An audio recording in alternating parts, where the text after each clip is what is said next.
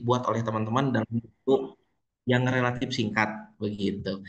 Baik, mungkin izin Bu Titi untuk mempresentasikan materinya pada siang hari ini. Tadi udah Halo dibuka. Pak.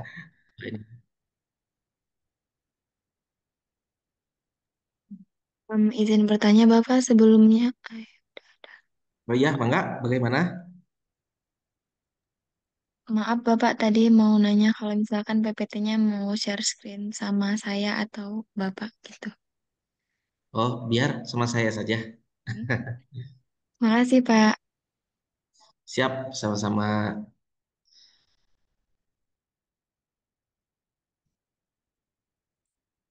Ya, baik teman-teman mahasiswa semuanya, dan Bu Titi juga, kita akan mulai untuk kegiatan kita pada siang hari ini.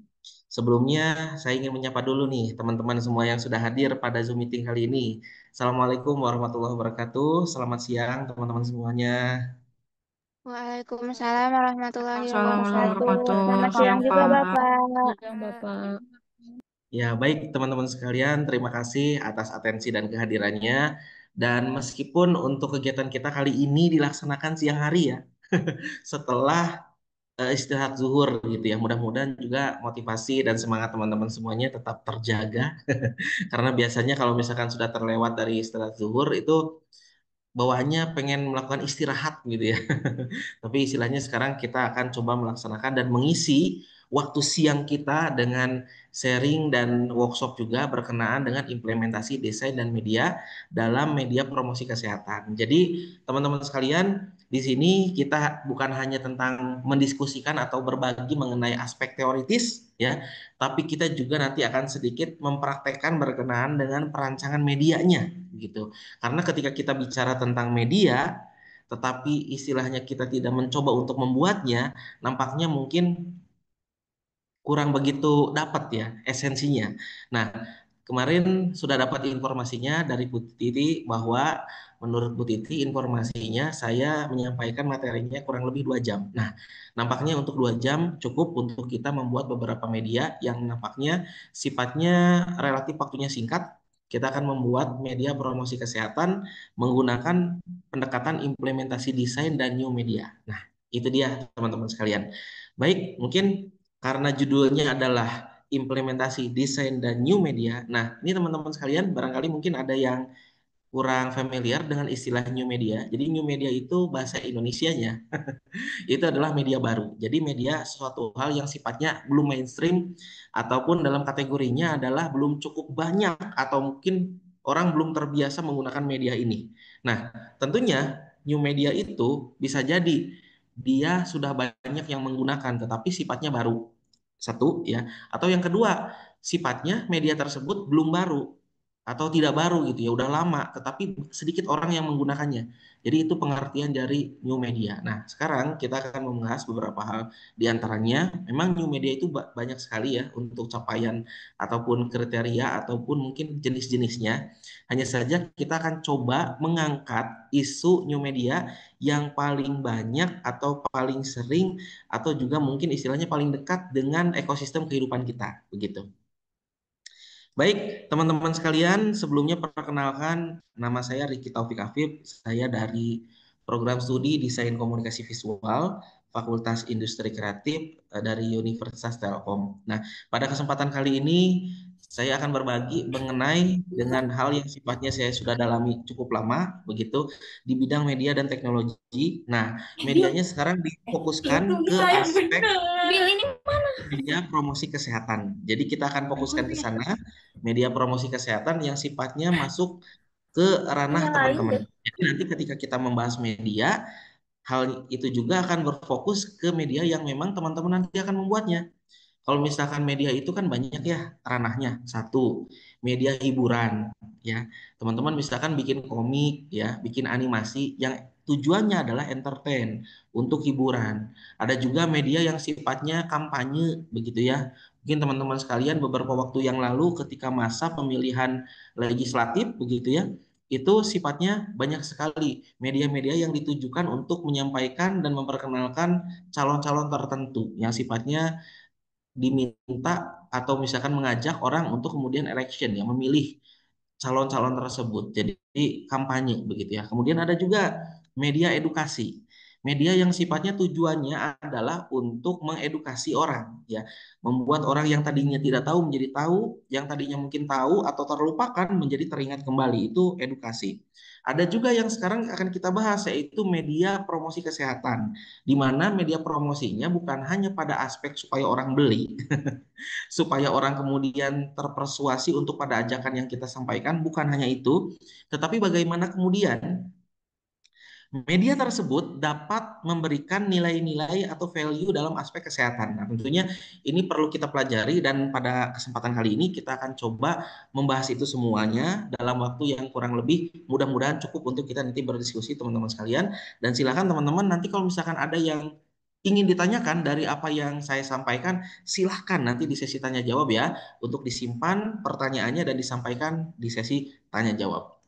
Baik, kemudian untuk topik pembahasannya, teman-teman sekalian, pada kesempatan siang hari ini kita akan membahas yang pertama adalah konsep media promosi. Nah, jadi seperti tadi yang sudah disampaikan bahwa media itu banyak ya, ada media edukasi, media kampanye, kemudian ada juga yang media bersifat hiburan, tetapi sekarang kita akan fokuskan pada media promosi. Kemudian kita fokuskan lagi pada media promosi kesehatan gitu ya. Jadi sifatnya teman-teman sekalian mudah-mudahan nanti lebih mengerti juga berkenaan dengan aspek dan batasan-batasan di mana media itu bersifat promosi, di mana media itu bersifat edukasi, di mana media itu bersifat entertain atau hiburan. Nah, nanti kita akan coba fokuskan di media promosi dan lebih fokuskan lagi ke media promosi kesehatan. Kemudian yang ketiga, kita juga akan membahas berkenaan dengan desain untuk efektivitas dan efisiensi. Jadi teman-teman sekalian pernah mendengar istilah satu gambar dapat menerjemahkan 1.000 kata-kata, ya. Mungkin teman-teman kalau misalnya pernah main ke Galeri Nasional, di sana ada tulisan seperti itu, ya, bahwa satu gambar itu dapat diterjemahkan ke dalam 1.000 kata-kata, gitu ya. Itu seperti lukisannya Raden Saleh, gitu ya. Ketika kita mendongeng bercerita tentang kisah kehidupannya Raden Saleh atau tentang lukisan-lukisan yang dibuat oleh Raden Saleh, kita bisa menjelaskan ataupun mendeskripsikan tulisan tersebut, lukisan tersebut ya, mohon maaf, itu melalui banyak kata-kata. Jadi diimplementasikannya begitu. Jadi istilahnya teman-teman sekalian mungkin nanti kita akan melihat efektivitas dan efisiensi dalam sebuah media desain untuk menyampaikan media promosi kesehatan atau pesan dalam aspek promosi kesehatan gitu ya. Kemudian yang keempat, kita akan membahas tentang artificial intelligence. Nah, jadi teman-teman sekalian, kalau kita bicara tentang media tanpa menyinggung artificial intelligence nampaknya kurang dapat nih, kayak istilahnya sayur ya tanpa garam.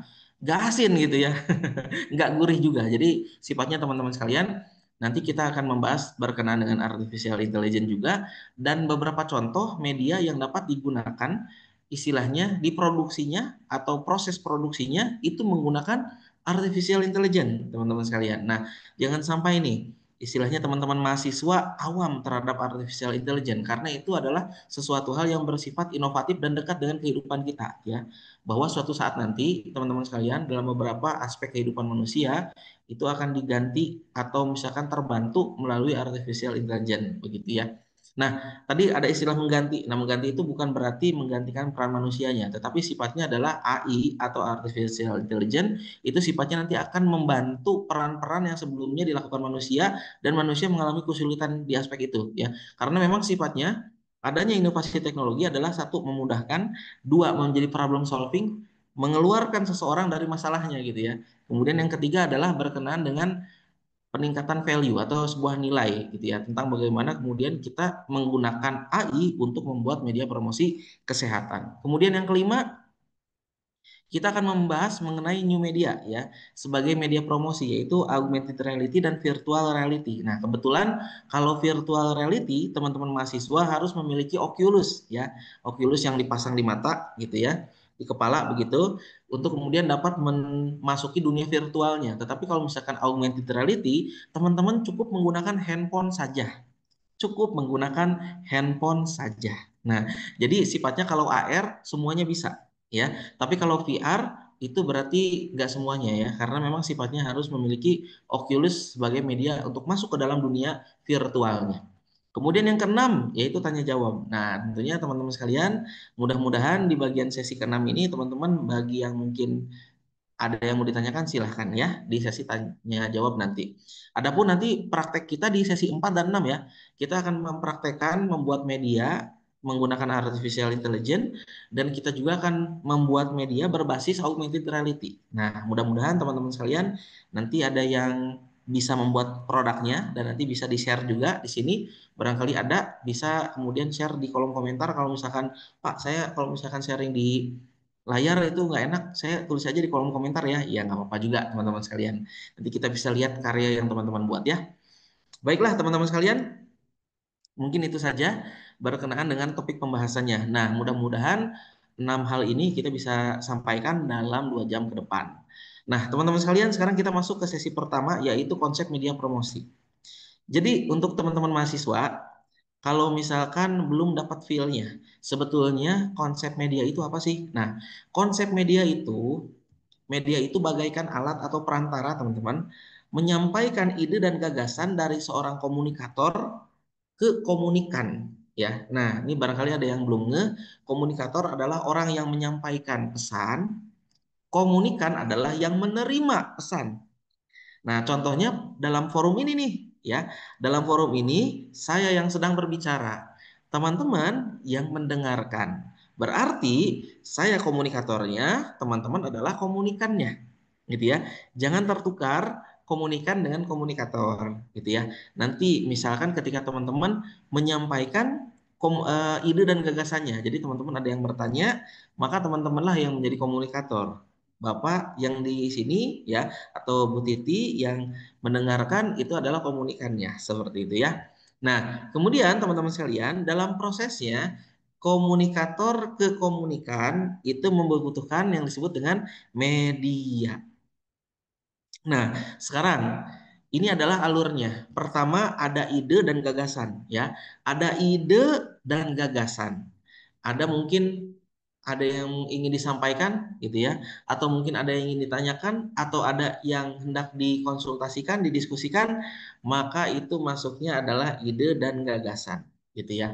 Nah, kemudian itu adanya ide dan gagasan itu adanya di kepala teman-teman ya. Sekali lagi, ide dan gagasan itu adanya di kepala dalam bentuk intuisi pikiran kita gitu ya. Jadi tidak berbentuk fisik ya. Jadi sifatnya ide dan gagasan itu seperti angin. Dilihat mah nggak ada gitu, tetapi terasa. Nah, itu ya, teman-teman.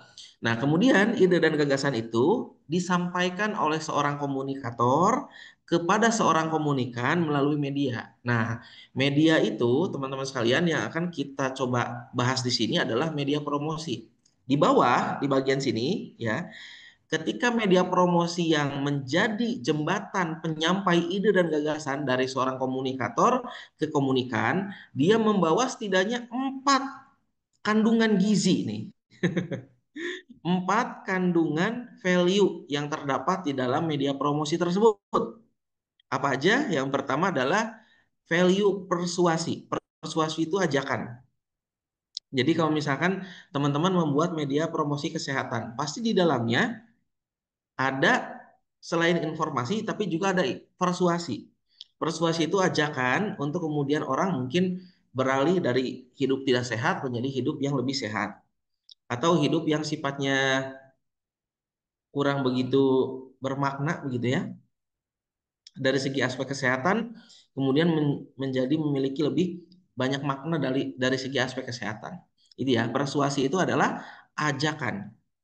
Kemudian yang kedua, kreativitas. Nah, kreativitas ini teman-teman sekalian, dalam sebuah media itu perlu adanya kreativitas. Kenapa? Ingat, ide dan gagasan yang disampaikan oleh seorang komunikator itu disampaikan kepada seorang komunikan yang merupakan seorang manusia atau seorang makhluk hidup, gitu ya. Pak, bisa nggak Pak untuk media promosi kesehatan itu disampaikan ke binatang ya, atau ke hewan? Sebetulnya bisa-bisa saja, tetapi bukan melalui media sebetulnya, tapi berupa fisik ya, sentuhan fisik misalkan kita punya peliharaan berupa ayam di rumah gitu ya. Nah, ayam itu sedang bermain-main di daerah yang di situ ada biawaknya misalkan. Nah, tentunya ketika kita hendak meminta atau mengarahkan ayam ternak tadi, ya itu tentunya harus di ini apa ya kalau misalkan bahasa Sunda itu digebah gitu ya, diarahkan, digiring untuk tidak datang ke tempat itu. Ya, nah karena hewan sifatnya tidak memiliki akal sebagaimana manusia. Nah, tetapi media yang dibahas di sini adalah kepada manusia yang satu bisa berpikir dan tentunya memiliki knowledge dan intelligence atau kecerdasan yang sifatnya dapat memproses informasi dalam sebuah media. Jadi itu ya, persuasi dan kreativitas. Maka dari itu teman-teman sekalian, ketika teman-teman punya ide dan gagasan yang bagus, ide gagasan yang cemerlang, ya, tetapi tidak dibungkus melalui sebuah media yang kreatif, itu biasanya lebih sulit sampai ke komunikan gitu ya. Tetapi kalau teman-teman memiliki ide dan gagasan yang biasa saja kadang-kadang, tetapi dibungkus melalui sebuah kreativitas, misalkan melalui sebuah media yang sifatnya humor, funny, lucu ya, maka itu biasanya teman-teman sekalian lebih sampai ke komunikan. Nah, kemudian yang ketiga adalah timing, yaitu waktu teman-teman. Jadi kapan media tersebut disampaikan itu membutuhkan juga yang disebut dengan waktu. Jadi timing itu adalah penentuan waktu. Misalkan teman-teman hendak menyampaikan ide berkenaan dengan manfaat cuci tangan. Ketika teman-teman menyampaikan berkenaan dengan manfaat cuci tangan di masa COVID-19, ya, itu maka akan dapat banget tuh. Kenapa? Karena timingnya pas di mana orang-orang itu terjadi penularan melalui sentuhan tangan gitu ya. Jadi yuk kita lebih budayakan budaya cuci tangan gitu kan. Pas banget timingnya ketika masa-masa pandemi. Atau contohnya lagi, ketika teman-teman menyampaikan media promosi kesehatan berkenaan dengan menjaga pola makan, ya, di saat bulan Ramadan, bulan puasa, maka itu pas lagi, di mana ketika orang-orang sedang berpuasa, teman-teman menyampaikan informasi, ide dan gagasan berkenaan dengan menjaga pola makan, begitu ya. Nah, begitu juga dengan media-media yang lain yang ketika teman-teman hendak menyampaikannya ke komunikan, pastikan media tersebut disampaikan di waktu yang tepat, gitu ya. Kemudian yang keempat, audiens. Nah, audiens ini adalah orang-orang yang menerima media yang teman-teman buat. Nah, teman-teman ketika sudah membuat media, ya, tentunya ada orang yang menjadi target di mana orang itu menjadi yang menerima media yang teman-teman sampaikan atau media yang teman-teman buat. Contohnya, teman-teman ketika teman-teman hendak menyampaikan media promosi kesehatan kepada anak kecil, maka audiensnya itu berarti anak-anak yang sifatnya suka satu warna-warna yang sifatnya peach color, berarti warna-warna yang cerah. Dua, objeknya harus ada gambar-gambar yang sifatnya sesuai dengan usia mereka.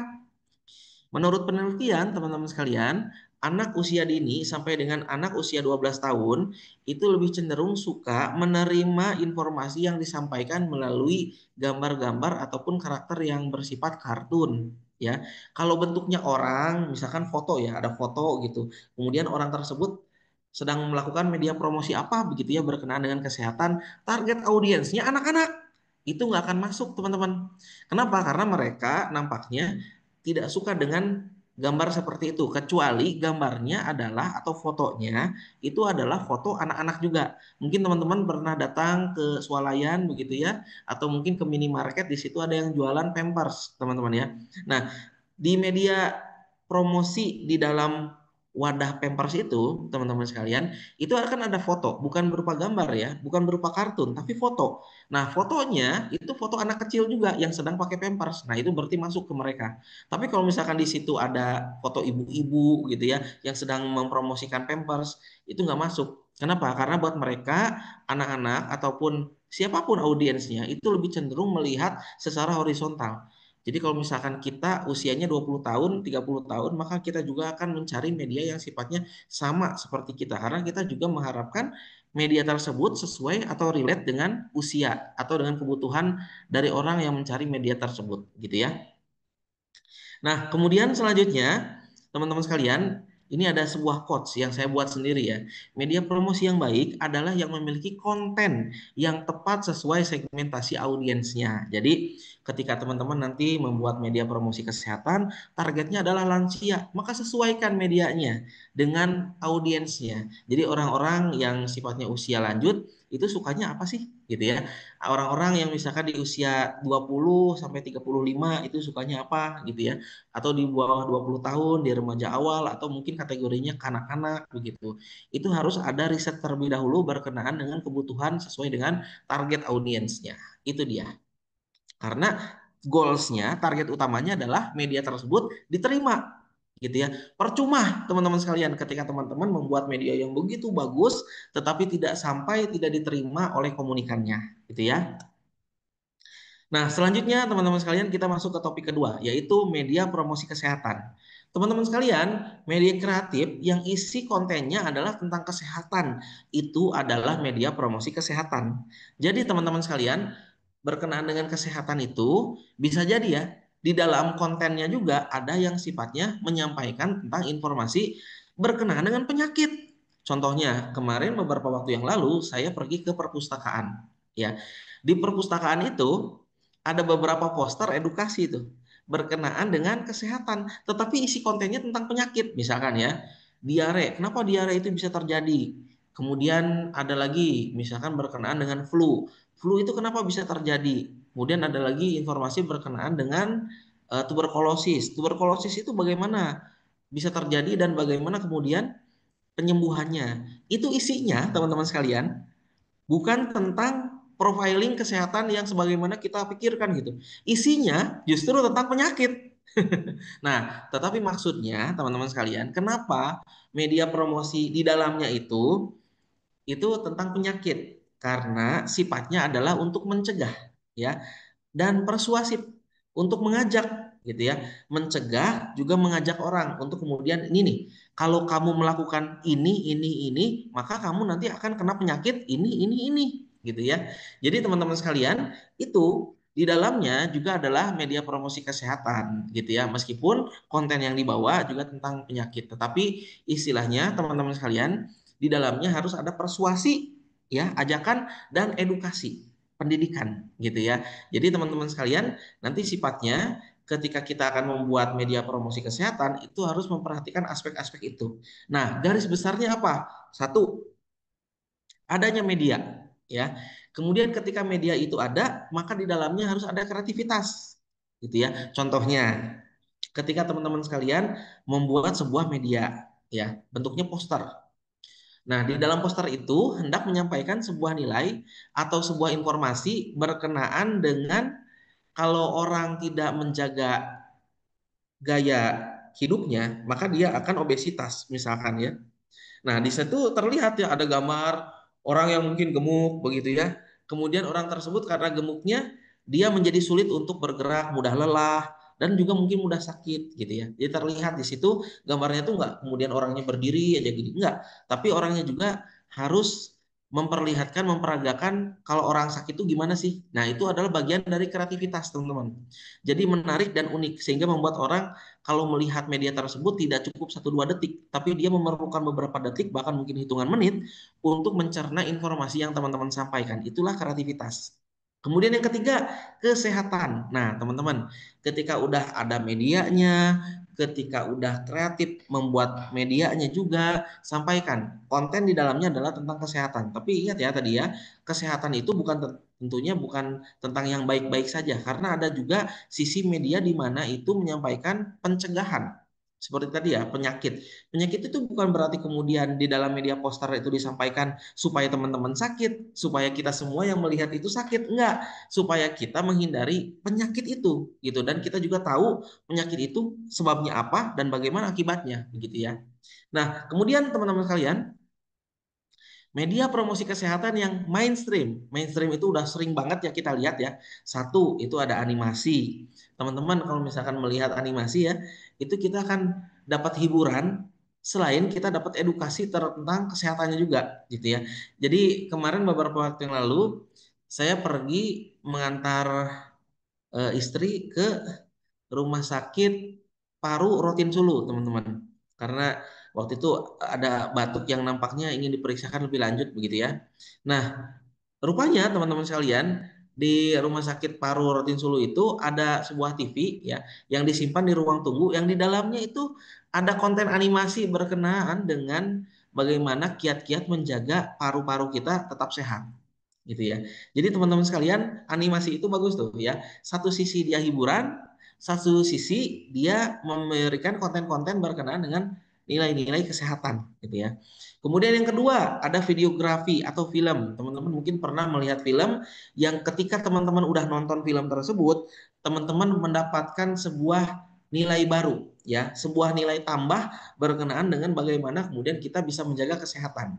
Inilah teman-teman sekalian yang dimaksud dengan tontonan menjadi tuntunan ya, tontonan menjadi tuntunan, di mana ketika kita menonton sesuatu itu menjadi tuntunan buat kita melakukan sebuah perubahan gitu ya.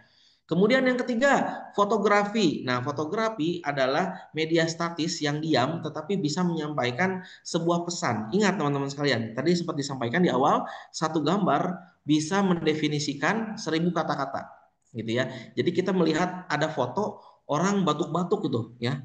Nah, tentunya teman-teman sekalian di sana kita dapat sebuah nilai itu bahwa oh ini orang batuk nih. Kenapa gitu ya istilahnya. Ada pesan yang disampaikan di situ. Ditambah dengan teks maka udah sampai itu informasinya ke komunikan gitu ya. Kemudian selanjutnya desain grafis. Wah, ini desain grafis sudah sangat mainstream banget ya. Karena kita bisa membuat poster, leaflet, pamflet, desain cover buku ya, yang tentunya itu adalah karya desain grafis semuanya. Tentunya teman-teman sekalian, desain grafis adalah kemampuan yang relatif banyak dimiliki oleh semua orang ya. Karena semua orang tentunya memiliki intuisi seni ya.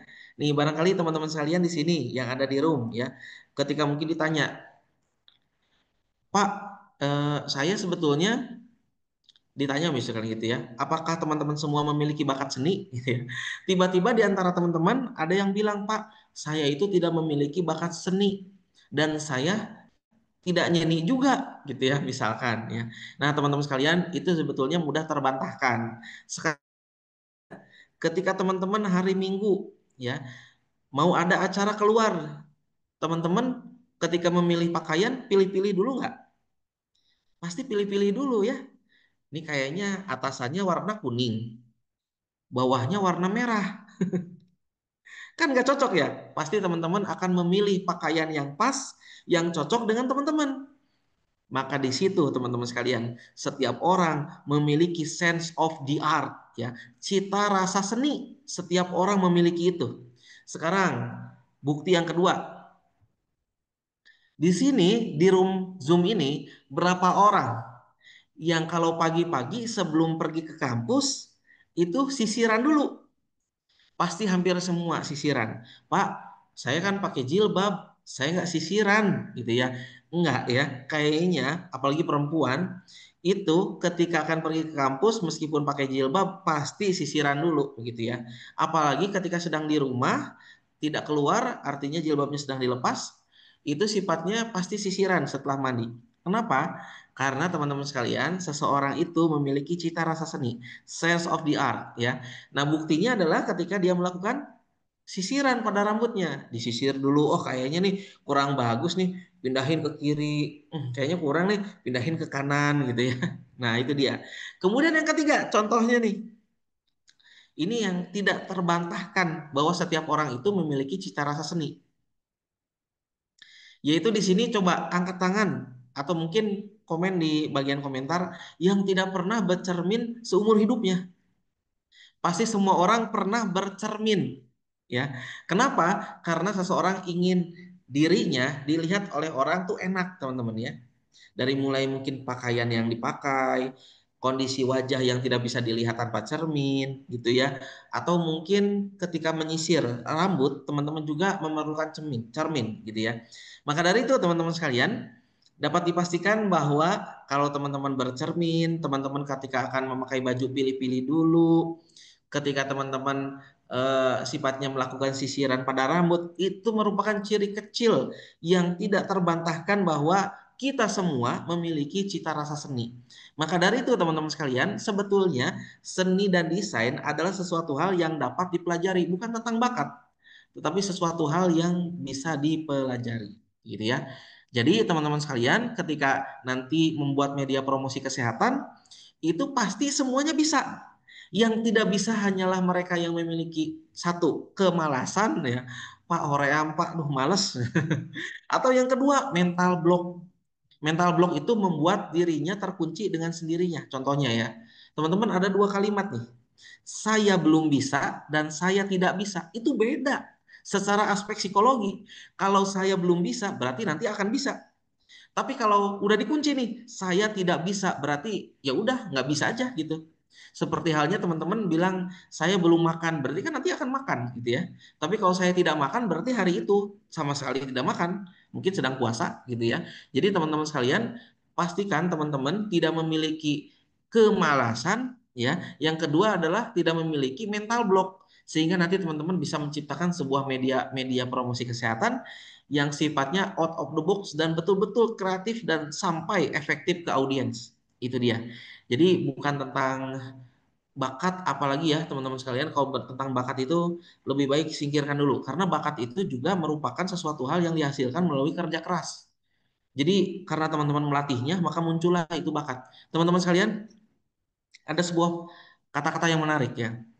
Bakat akan kalah oleh kerja keras ketika, oh ya maaf Bapak ulangi ya, kerja keras akan mengalahkan bakat ketika bakat tidak bekerja keras ya. Diulangi lagi, kerja keras akan mengalahkan bakat ketika bakat tidak bekerja keras. Artinya teman-teman sekalian, selama teman-teman memiliki keinginan open minded gitu ya dan berpositif, berpikiran positif ya berkenaan dengan sesuatu hal yang tentang bisa dipelajari ini. Ingat, ketika teman-teman mempelajarinya, teman-teman kemudian memiliki intuisi ataupun minat untuk mempelajari hal tersebut, maka teman-teman bisa menciptakan media-media yang terpampang di depan ini ya. Animasi, videografi, film, fotografi, desain grafis, komik atau cerita bergambar ya, atau aplikasi interaktif multimedia gitu ya. Jadi teman-teman sekalian, ketika hendak membuat media promosi kesehatan ya, itu yakinlah semuanya pasti bisa selama teman-teman membuka diri untuk belajar. Itu dia ya. Baik, selanjutnya teman-teman sekalian, nah ini kita masuk ke sesi selanjutnya yaitu desain untuk efektivitas dan efisiensi. Teman-teman, di sebelah kiri itu ada karya desain poster ya. Nah, ini judulnya, desain poster yang sebelah kiri itu judulnya adalah adaptasi kebiasaan baru masyarakat yang berolahraga secara individu. Teman-teman, di sini kontennya tentang olahraga. Lihat, gambarnya tentang yang muncul di situ ada orang lagi lari di treadmill ya, meskipun treadmillnya ataupun walking padnya itu nggak kelihatan bagus ya. Mungkin waktunya ya kurang kurang pas gitu, kurang kurang cukup waktunya. Tapi terlihat di situ ada desain karakter ataupun karakter gambar ya orang yang sedang lari. Nah, teman-teman sekalian, ketika kita membuat sebuah media promosi kesehatan menggunakan desain grafis atau contohnya di sini adalah desain poster, maka setidaknya ada 4 hal yang dapat membuat dia menjadi lebih efektif dan efisien. Ya, 4 hal yang dapat dia membuat dia lebih efektif dan efisien apa aja? Satu, ya, desain sama dengan 1.000 kata-kata. Ya, satu desain sama dengan 1.000 kata-kata. Jadi teman-teman sekalian, ketika teman-teman melihat gambar orang yang sedang lari itu, apabila dideskripsikan melalui kata-kata, itu bisa habis 1 halaman, teman-teman. Ya, bagaimana kemudian ketika orang lari dia menggunakan baju olahraga, tidak menggunakan kemeja gitu ya, menggunakan sepatu untuk olahraga. Kemudian gerakan larinya juga sudah tepat, tangannya diayunkan, kakinya digerakkan gitu ya. Nah, di sana juga ya ada berkenaan dengan informasi-informasi adaptasi kebiasaan baru setelah COVID ya, new normal gitu. Jadi ada apa namanya ajakan untuk cuci tangan dulu ya, pastikan kondisi tubuh sudah fit, dan sehat, kemudian selalu update informasi tentang COVID-19. Misalkan tentang lagi banyaknya orang yang ketularan ataupun yang kena COVID-19 di daerah kita, berarti jangan dulu keluar gitu ya. Nah itu dia. Jadi teman-teman sekalian, satu desain sama dengan 1.000 kata-kata, bahkan mungkin lebih begitu ya. Karena itu teman-teman sekalian, desain grafis adalah media promosi kesehatan yang sangat-sangat efektif. Ya, bukan hanya poster, teman-teman bisa membuatnya dalam bentuk leaflet, teman-teman bisa membuatnya dalam bentuk infografis, teman-teman bisa membuatnya dalam bentuk satpul atau cover buku, gitu ya. Kemudian yang kedua, efektif. Wah, ini mohon maaf ya, F-nya hilang nih. Efektif dengan media terbatas untuk menyampaikan pesan. Ingat teman-teman sekalian, kalau teman-teman menyampaikan sebuah pesan, tetapi dia harus dideskripsikan melalui 100 halaman. Wah, kayaknya kalau dibawa tuh tebal banget ya. 100 halaman mungkin tebal inilah ya. Kita bawa, kemudian kita berikan ke orang-orang. Nampaknya tidak efektif. Tetapi melalui media yang sifatnya efektif dan kreatif, maka dia dapat mengefektifkan yang tadinya tebal seperti ini pesannya menjadi hanya 1 halaman saja. Nah, itulah kekuatan dari desain grafis, teman-teman. Jadi, teman-teman sekalian, apabila menggunakan desain grafis, itu menyampaikan pesan dengan efektif dan efisien. Kenapa? Karena tidak perlu tebal-tebal, tidak terlalu banyak-banyak, tapi cukup menyampaikan pesan itu langsung ke titik goalnya gitu ya. Kemudian yang ketiga, lebih lama diingat otak manusia. Nah, teman-teman sekalian, barangkali di sini ada yang belum tahu, tapi saya yakin semuanya mayoritas pasti tentunya sudah tahu ya, bahwa manusia itu memiliki dua otak besar, ya, otak kanan dan otak kiri. Nah, dan otak belakang satu lagi ya, ini kesadaran nih. Makanya kalau kita dipukul di bagian belakang itu bisa membuat kita hilang kesadaran, pingsan. Nah, teman-teman sekalian, ini otak kanan dan otak kiri itu beda fungsinya, ya. Jadi kalau otak kiri itu sifatnya adalah short term memory, memori jangka pendek. Ya, otak kiri itu yang diingatnya itu satu kata-kata, ya, dua angka, ya, tiga logika, itu otak kiri. Nah, sedangkan otak kanan itu sifatnya adalah long term memory. Dia sifatnya lebih lama mengingat informasi. Nah, di otak kanan itu berupa gambar, ya, berupa cerita, berupa musik, itu di otak kanan tuh, ya. Maka dari itu teman-teman sekalian, ketika sifatnya kita melihat karya desain grafis, itu kan gambar, ya.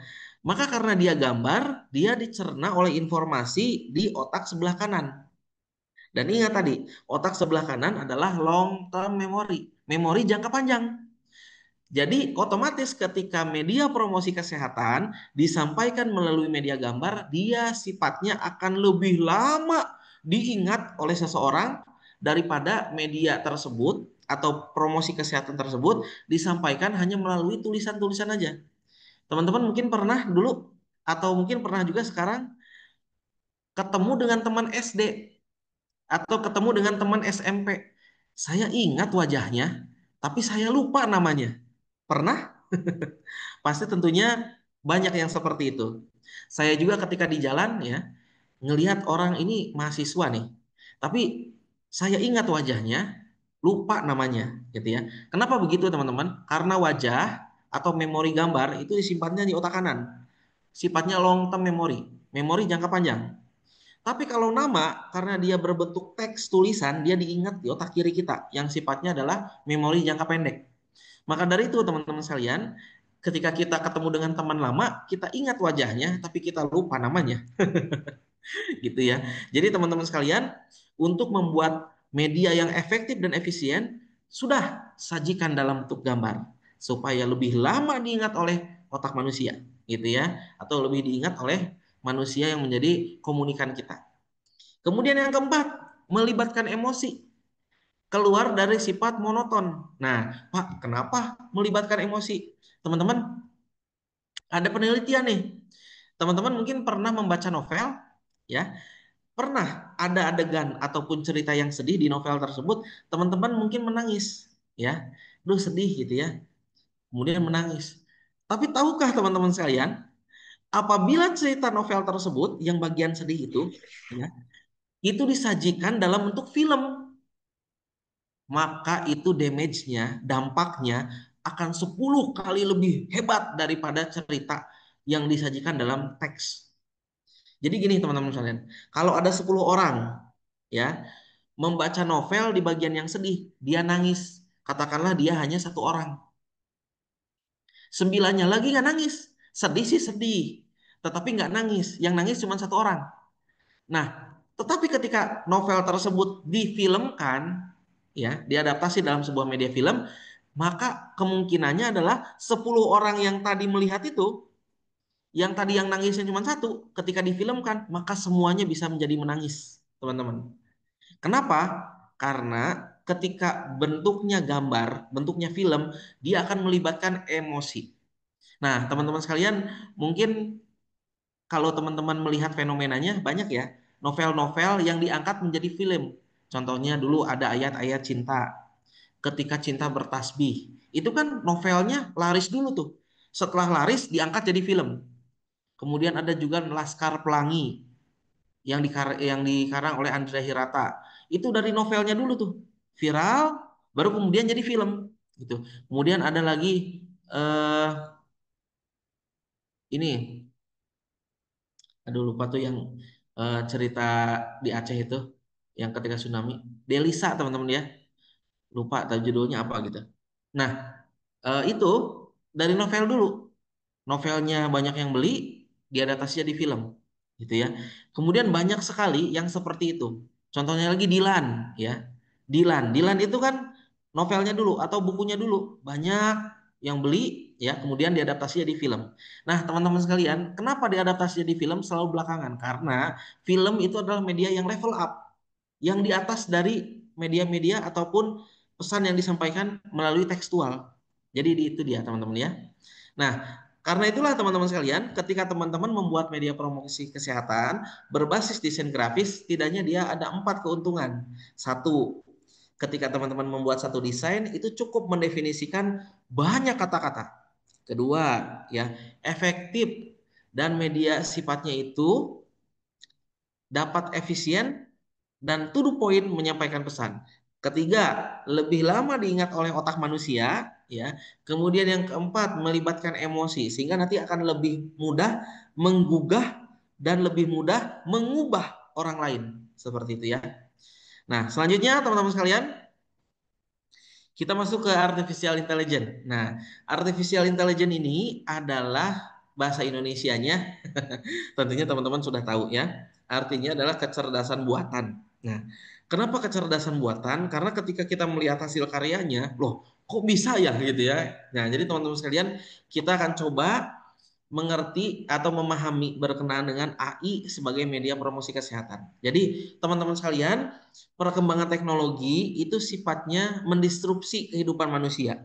Yang sebelumnya kita masuk ke jalan tol, ada orang yang menerima uang untuk kita membayar masuk ke jalan tol. Sekarang sudah tidak ada orangnya. Cukup kita tapping menggunakan kartu yang di dalamnya sudah ada e-money, maka sudah kita bisa masuk ke dalam jalan tol tersebut atau keluar dari jalan tol tersebut. Jadi tidak perlu lagi kepada manusia ya untuk proses pembayarannya.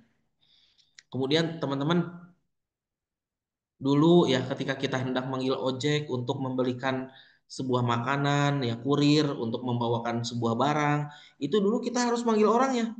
Tapi sekarang cukup menggunakan aplikasi, maka kemudian orang itu datang mengantarkan barang yang kita inginkan. Ya, jadi teman-teman sekalian itu berbasis inovasi. Inovasi itu nafasnya adalah problem solving.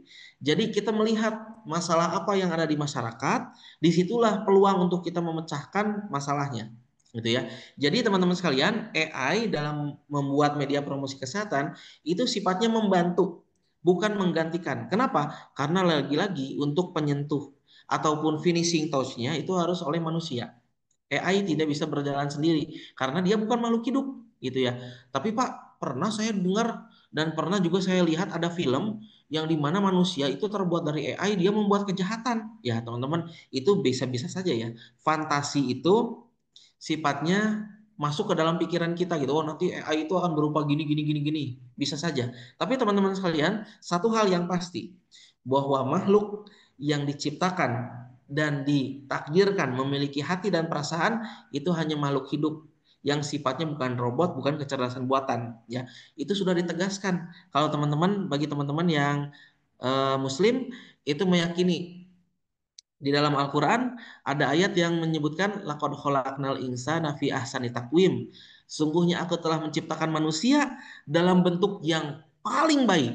Ya, jadi teman-teman sekalian, dulu saja ketika alam semesta ini diciptakan dan makhluk-makhluk itu diciptakan, itu semua makhluk diminta untuk sujud kepada Nabi Adam yang ketika itu menjadi manusia pertama. Ya, maka dari itu teman-teman sekalian, kenapa manusia dijadikan dan ditetapkan sebagai khalifah, sebagai pemimpin di muka bumi, gitu ya? Karena memang sifatnya manusia adalah ciptaan Allah yang paling baik, gitu. Jadi teman-teman sekalian, sifatnya kalau misalkan nanti ada AI, tentunya dia sifatnya membantu, bukan menggantikan, karena ada saja peran-peran yang dilakukan oleh manusia yang tidak akan dapat digantikan oleh teknologi dan inovasi apapun sampai dengan akhir zaman, gitu ya. Jadi teman-teman sekalian, itu dia. Kecuali mungkin seperti dalam cerita-cerita fiksi ya, di mana ketika manusia dapat dikloning, dikloning manusia itu. Tapi hanya saja teman-teman sekalian, hal tersebut mungkin dapat dikloning berupa robot, tetapi tidak dengan hati dan perasaannya. Karena sebagaimana yang tadi disampaikan di awal, hati, perasaan gitu ya, kemudian emosi itu seperti angin. Dia sih ya kelihatan mah enggak gitu, tapi ada gitu ya. Jadi seperti itu teman-teman sekalian. Kemudian yang kedua ya, AI meminimalisir kesalahan. Nah, ini mohon maaf ya, kesalahan penulisan nih. Meminimalisir kesalahan. Jadi teman-teman sekalian, karena mesin itu bergerak melalui roda dan konsep ilmu pasti, jadi satu tambah satu itu pasti dua. Maka dari itu AI itu akan meminimalisir kesalahan karena bergerak sesuai dengan pendekatan ilmu pasti, science ya. Kemudian yang ketiga teman-teman sekalian, AI atau AI, ya ini AI itu ejaan bahasa Inggrisnya, ya AI itu bahasa Indonesianya. Ya silakan teman-teman ya, itu enaknya seperti apa menyebutnya. Nah, AI itu menghemat waktu produksi. Teman-teman bayangkan, kita membuat konten video itu kita membutuhkan membrief orangnya, menyeting tempatnya, shooting, editing, sampai rendering, sampai dipublikasikan. Itu hanya dalam waktu beberapa menit dapat membuat konten seperti itu sekarang menggunakan AI. Nanti kita akan coba praktekkan teman-teman ya. Nah, AI kekurangannya nih ya. AI belum bisa menerjemahkan keinginan dan maksud dengan baik 100%. Teman-teman, kadang-kadang ya kita udah membuat prompt yang betul-betul detail gitu. Tetapi prompt itu ternyata belum bisa menerjemahkan keinginan dan maksud kita dengan baik 100%. Maka dari itu AI memang sifatnya hanya membantu ya, bukan kemudian lantas menggantikan peran manusia seluruhnya. Itu dia ya. Oke, selanjutnya teman-teman sekalian, kita akan membuat new media atau kita akan membahas berkenaan dengan augmented reality ya. Hanya saja sebelum kita membahas augmented reality, kita akan coba mempraktekkan membuat media berbasis artificial intelligence ya, atau media promosi kesehatan berbasis artificial intelligence. Oke, mungkin kita akan coba mempraktekkan. Nah, masih pukul 2 ya teman-teman, jadi kita masih ada waktu. Kita akan coba mempraktekkan menggunakan Google VO3 teman-teman ya. Nah, coba izin untuk share screen di sini. Nah, jadi ini tutorialnya ya, teman-teman. Teman-teman barangkali di sini ada yang sudah menggunakan Google VO3 untuk memproduksi video. Good job ya, teman-teman sekalian. Silakan untuk dapat menggunakan AI tersebut untuk membuat media promosi kesehatan yang sifatnya low budget ya. Dan lebih efisien juga untuk produksinya. Tapi bagi teman-teman yang belum, yuk pada kesempatan kali ini saya akan coba mempraktekkan untuk membuat media promosi kesehatan atau membuat media promosi ya, karena kalau media promosi kesehatan kita harus menentukan juga kontennya dan itu waktunya nggak cukup. Kita akan coba yang buat yang simpel dulu aja, membuat video promosi gitu ya, atau membuat video berbasis artificial intelligence. Baik teman-teman sekalian, ini kita akan coba praktekkan. Sebentar, ini apakah sudah muncul ya? Oke, sudah muncul. Sekarang teman-teman sekalian masuk ke akun Google-nya ya. Masuk ke akun Google seperti ini.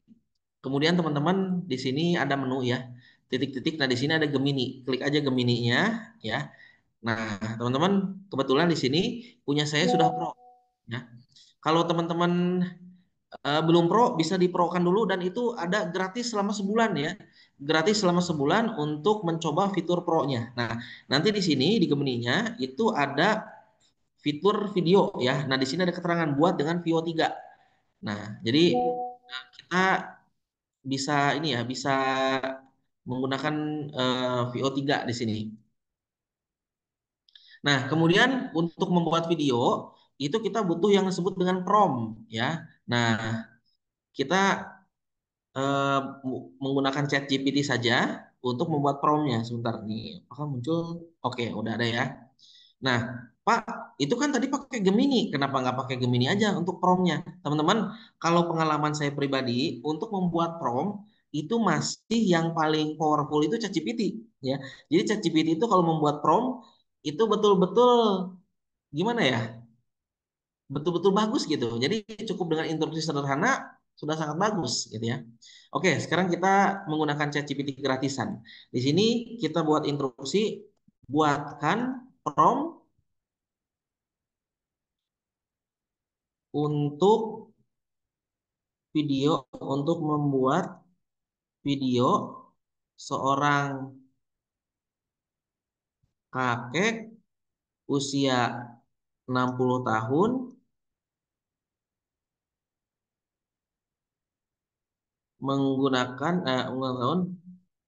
mengatakan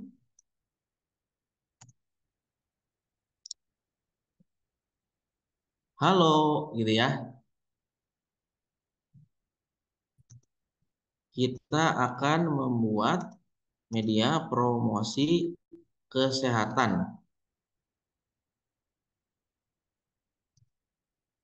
Kakek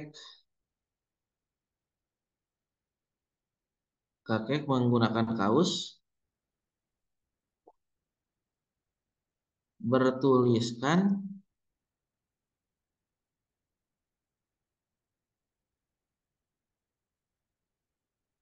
promosi kesehatan. Oke, teman-teman, kita langsung enter aja.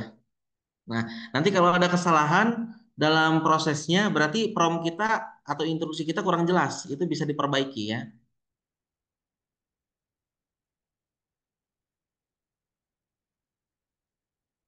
Nah, ini dia ya. Oke, sekarang kita copy promptnya yang bahasa Inggris atau yang bahasa Indonesia. Kemudian kita pindah ke Gemini.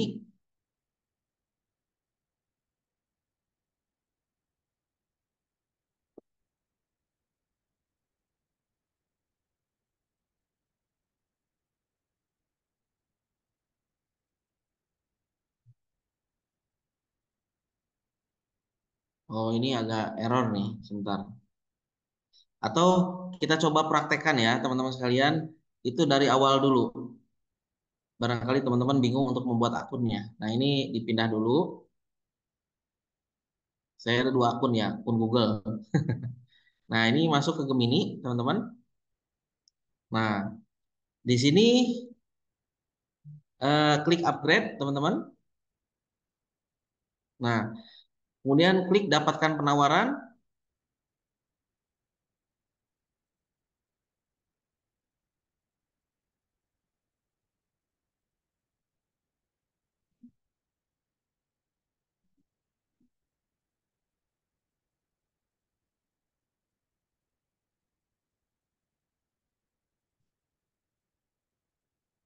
Hmm,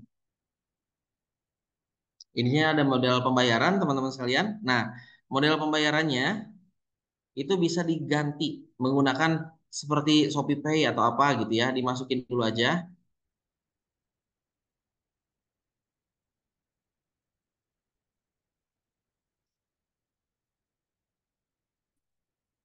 Oh, ini nampaknya berat nih karena di share screen. Sebentar ya. Kita coba di close dulu.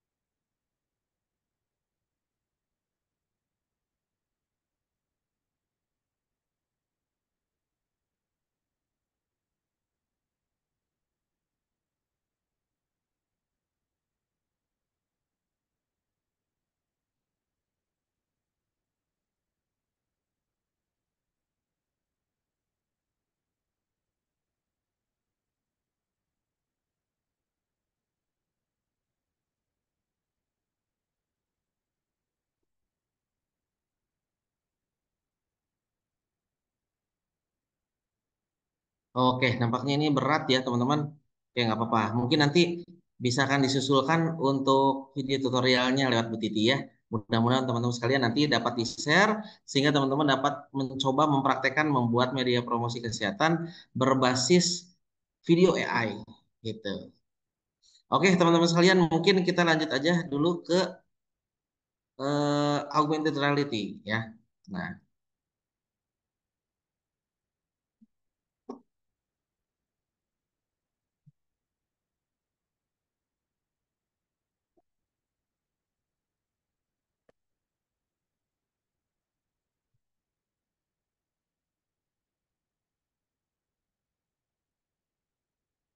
oke, teman-teman sekalian. Nah, berkenaan dengan augmented reality, ini adalah media baru. Apa yang disebut dengan media baru adalah media yang sifatnya tidak mainstream, teman-teman ya. Jadi media yang sifatnya banyak atau belum banyak digunakan oleh orang atau banyak yang digunakan orang tapi sangat sedikit ininya apa volume orang yang menggunakannya begitu ya. Oke, teman-teman sekalian, yuk kita bahas di sini. Nah, penjelasan tentang augmented reality dan media imersif. Nah, kenapa disebut media imersif? Karena sifatnya seolah-olah menarik orang untuk masuk ke dalam dunia virtual yang dibuat, gitu ya. Jadi sebetulnya nggak ada objek tersebut, tetapi karena menggunakan media imersif, seolah-olah kita tertarik masuk ke dalamnya, gitu ya. Oke, sekarang kita lihat augmented reality. Nah, augmented reality adalah teknologi yang memadukan dunia nyata dengan elemen digital. Ya, dengan AR kita dapat melihat objek virtual dalam lingkungan nyata melalui kamera ponsel atau perangkat AR lainnya. Jadi teman-teman sekalian, kenapa augmented reality itu bisa semua orang membuatnya? Karena sifatnya memang dapat digunakan dan dibuat siapapun. Kenapa? Simpel teman-teman sekalian. Karena hampir semua orang memiliki handphone. Itu dia ya. Tapi kalau misalkan virtual reality, kita harus menggunakan Oculus gitu. Nah, itu dia teman-teman sekalian. Bagaimana kemudian sifatnya untuk augmented reality itu adalah media yang bisa dibuat oleh siapapun. Nah, kemudian teman-teman sekalian, sejarah augmented reality itu bukan media yang betul-betul baru ya. Karena dari tahun 60-an pun sudah ada. Hanya saja 60-an sampai dengan 90-an itu baru konsep awal ya. Jadi sifatnya teman-teman sekalian, bayangkan dari tahun 60-an sampai 90 itu baru konsep ya, berupa ide dan gagasan. Kemudian baru bisa dieksekusi, itu penemu art toolkitnya itu baru tahun 2000 ya. Dan sifatnya masuk ke smartphone ya, prototipe ketika itu di tahun 2010. Karena itulah teman-teman sekalian, Android itu baru viral mungkin di Indonesia banyak orang yang menggunakannya tahun 2013 ya.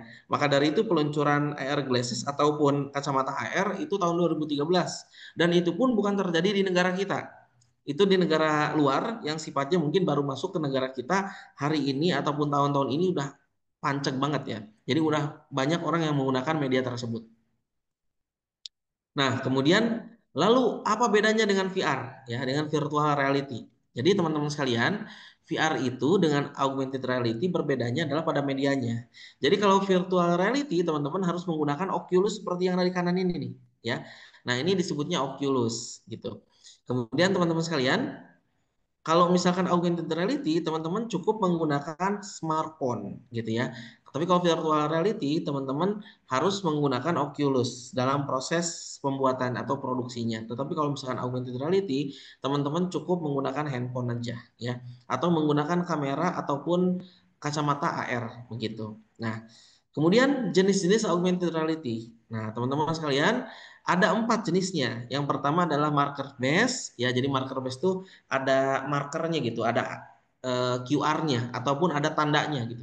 Yang dimana ketika tanda itu kita scan, maka otomatis dia akan muncul, gitu ya. Kemudian yang kedua adalah markerless augmented reality. Nah, kalau misalkan kita membaca media augmented reality itu tanpa menggunakan kacamata, tanpa menggunakan alat, tetapi sifatnya dia muncul terlihat dengan mata telanjang, teman-teman sekalian ya. Kemudian yang ketiga, projection based augmented reality. Jadi menggunakan alat set gitu ya, diproyeksikan ke sebuah media, ke sebuah objek tembok dan sebagainya, maka dia muncul gitu. Kemudian yang keempat adalah superimine position based augmented reality. Nah, teman-teman sekalian, ini yang paling agak sedikit jarang ya, karena sifatnya memang untuk bagian ini memerlukan media lain yang sifatnya mendukung munculnya media AR tersebut. Nah, mungkin yang paling banyak ada di Indonesia itu adalah yang paling kiri ya, kiri atas yang ini ya, marker based augmented reality. Kenapa? Karena kalau misalkan berbasis marker itu cukup menggunakan handphone gitu. Nanti kita akan coba praktek teman-teman ya.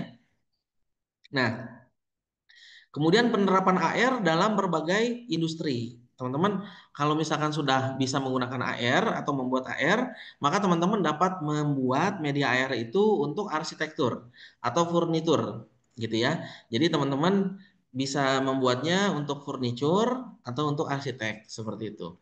Kemudian selanjutnya teman-teman sekalian, teman-teman juga dapat menggunakan augmented reality untuk keperluan komersial. Nah, contohnya teman-teman datang ke toko sepatu, ada ya biasanya tulisannya tuh dilarang menggunakan, menggunakan berarti membeli atau memegang berarti membeli ya. Jadi kita pergi ke toko benda-benda mahal gitu ya, yang dimana di situ ada tulisannya memegang berarti membeli, memakai berarti membeli. Nah, jadi teman-teman sekalian, gimana dong? Kan kita mau beli, kita pengen tahu barang itu seperti apa. Dalamnya, bawahnya, kan kita tidak ingin membeli kucing dalam karung ya. Nah, maka dari itu teman-teman sekalian, solusinya agar dapat kita melihat barangnya, memutar-mutar barangnya, tapi tanpa kita menyentuhnya. Maka dari itu kita bisa menggunakan teknologi augmented reality seperti itu. Nah, contohnya di bawah ada sepatu, itu sepatunya nggak nyata teman-teman, itu sepatunya virtual. Tapi kita bisa melihat bagian bawah, bagian dalamnya gitu ya, bagian pinggir-pinggir sepatunya. Nah, kemudian selanjutnya penerapan AR dalam industri makanan dan minuman. Nah, jadi teman-teman sekalian, penerapan augmented reality dalam industri makanan dan minuman menggunakan AR pada kemasan makanan dan minuman ya, sebagai virtual menu. Nah, contohnya lagi, teman-teman pergi ke rumah makan, teman-teman ingin memesan makanan gitu ya. Kan itu ada menunya tuh. Nah, ketika kita men-scan makanan tersebut atau menu tersebut menggunakan handphone, maka akan muncul makanannya. Jadi seolah-olah makanannya itu udah ada depan kita gitu. Jadi kita akan tahu kalau saya membeli makanan ini, makanannya itu seperti ini. Pak, kan ada juga di daftar menunya foto. Yes, teman-teman, foto itu berbeda sama augmented reality. Kalau foto, dia kan flat. Tapi kalau augmented reality, kita bisa melihat bawah, atas, sampingnya. Nah, ini contohnya ya, teman-teman sekalian. Ini nih, contohnya ada botol ya. Nah, kalau misalkan menggunakan foto ya, misalkan fotonya itu botolnya itu difoto dari atas, maka cukup kita bisa melihat fotonya itu dari atas saja. Tapi kalau menggunakan augmented reality, kita bisa melihat bagian bawahnya gitu ya, bagian sampingnya, bagian atasnya gitu. Seolah-olah benda itu nyata di depan kita. Itu dia kelebihan dari augmented reality. Selanjutnya, teman-teman sekalian, nah penerapan AR dalam pendidikan. Nah, ini juga bisa masuk ke aspek kesehatan, teman-teman. Nah, bisa dilihat, teman-teman, di gambar yang kiri, itu sebetulnya kan gambar yang di depan itu hanya meja aja gitu, flat gitu ya. Tapi ketika di scan, maka muncul tubuh manusia tuh. Di situ ada ototnya gitu ya, ada organ-organ dalamnya. Jadi kita bisa melihat struktur dan bagian sisi-sisi organ dalam manusia tanpa kita menghadirkan manusia yang asli di depan kita gitu. Jadi teman-teman sekalian, itu augmented reality dapat menghadirkan sebuah media digital yang virtual nyata, imersif, seolah-olah benar-benar ada gitu. Nah, ini untuk company profil juga ya. Ketika kita scan company profil atau gambar tersebut, contohnya tuh ada tulisan TBM. Ketika kita scan, maka muncul video profilnya gitu ya. Nah, ini masa depan penggunaan augmented reality. Faktanya, teman-teman sekalian, sekarang semakin banyak augmented reality yang diterapkan dalam dunia-dunia yang sifatnya masuk ke aspek komersil ya, ataupun yang mengelilingi kehidupan kita hari ini. Perbelanjaan, pendidikan, kesehatan gitu ya, itu udah mulai masuk. Maka dari itu, teman-teman sekalian, jangan sampai tertinggal dalam media ini. Pastikan teman-teman sekalian ketika membuat media promosi kesehatan, augmented reality ataupun virtual reality menjadi salah satu opsi pilihan untuk teman-teman semua. Ya, oke.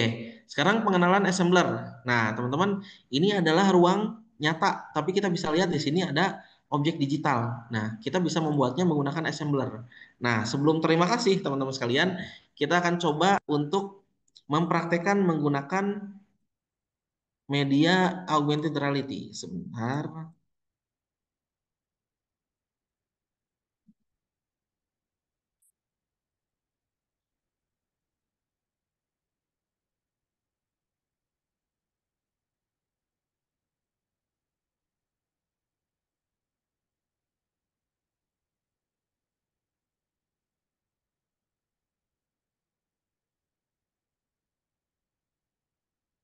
Oke, mudah-mudahan yang ini berjalan ya.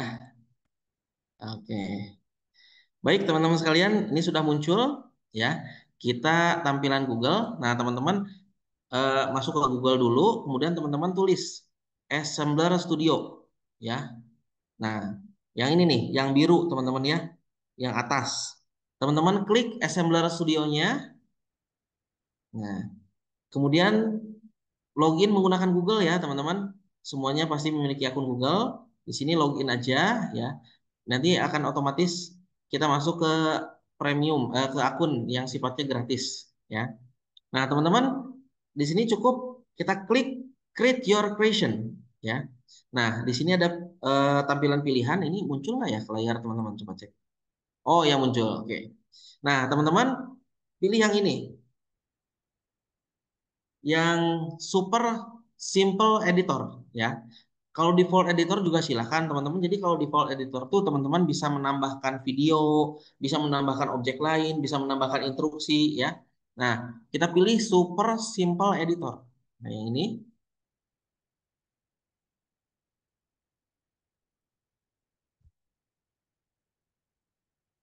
Nah, kemudian kita pilih custom marker. Oh, kalau yang ini berbayar ya. Nah, yang ini aja, QR marker.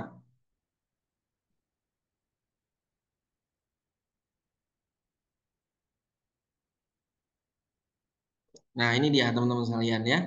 Nah, selanjutnya teman-teman sekalian, eh, kita cari yang free. Nah, cari yang free di sini. Kemudian misalkan yang ini, yang binatang ya. Nah, di sini ada beruang ya. Nah, di sini ya. Terlihat teman-teman sekalian.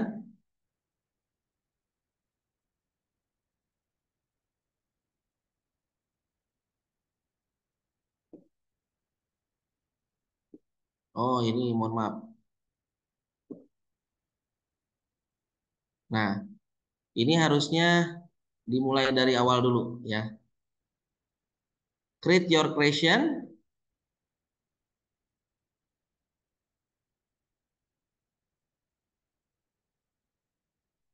Nah, ini dia ya. Mohon maaf ya. Jadi teman-teman sekalian, eh ini harusnya kita mulai dari awal dulu ya, sebentar. Jadi supaya teman-teman nanti bisa mengikutinya. Tulis Assembler Studio teman-teman ya. Nah, Assembler Studio di sini. Kemudian teman-teman pilih yang ini, yang logonya berwarna biru ya. Nah, login pakai Google teman-teman. Kemudian teman-teman pilih Create Your Creation. Pilih yang default editor. Nah, ini adalah lembar kerjanya. Ini lembar kerjanya. Nah, sekarang teman-teman untuk menambahkan objeknya supaya nanti kita bisa scan dia dalam media VR, media AR ya. Teman-teman pilih yang ini. Nah, ini adalah modeling 3D-nya ya. Menu yang ini. Kemudian teman-teman pilih yang free. Kalau teman-teman ingin yang berbayar juga bisa, yang spesial ada di sini ya. Ada harganya untuk rupiah ya. Jadi murah meriah di sini. Nah, kemudian teman-teman pilih yang free. Kemudian pilih objek manapun di sini yang bisa digunakan. Contohnya kita menggunakan objek binatang di sini ya, animals. Nah, kita menggunakan eh, objek, contohnya beruang ya. Nah, objek beruangnya sudah ada, teman-teman. Nah, ini adalah untuk merotasi ya. Nah, ini untuk menambah besar, ini untuk men-scale. Nah, kita tarik aja. Nah, dia akan makin gede tuh beruangnya, ya. Kemudian ini untuk menaikkan beruangnya.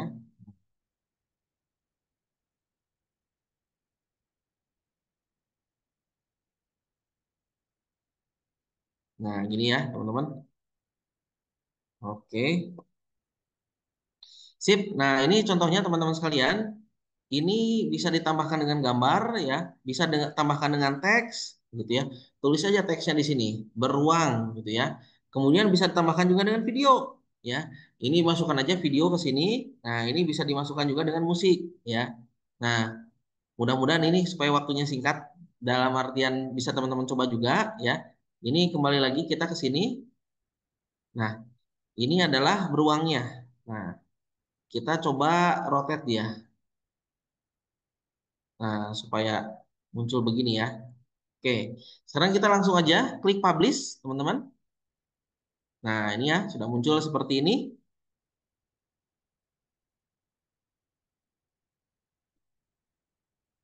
Nah, kita preview dulu coba ya. Nah, udah bagus tuh ya. Sip. Sekarang teman-teman sekalian, kita coba publish. Nah, posisinya gini ya.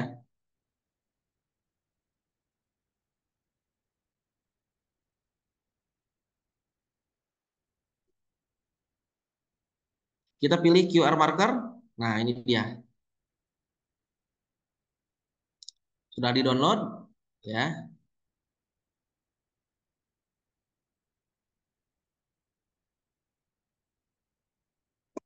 Nah, sekarang kita tampilan QR markernya.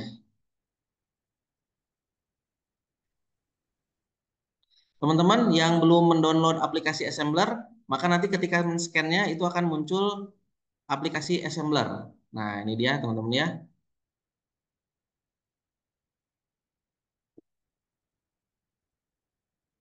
Nah, sekarang teman-teman sekalian, silahkan dibuka handphonenya. Handphonenya mana ya? Mohon maaf, tinggalan handphonenya sebentar.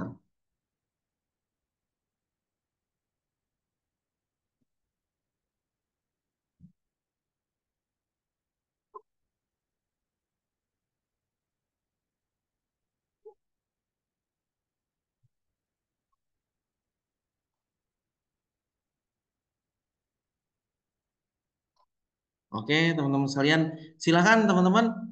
Eh, saya coba akan membawa handphone dulu, kayaknya ketinggalan di ruangan sebelah. Teman-teman, silakan untuk dapat men-scan QR ini, tapi menggunakan menu Google, ya. Bentar, saya bawa handphone dulu.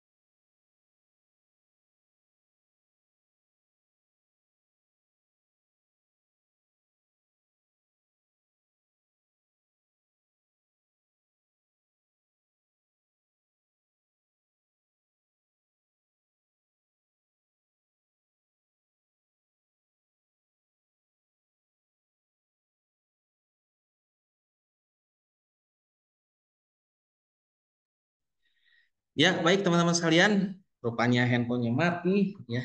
Sebentar, kita cas dulu sebentar.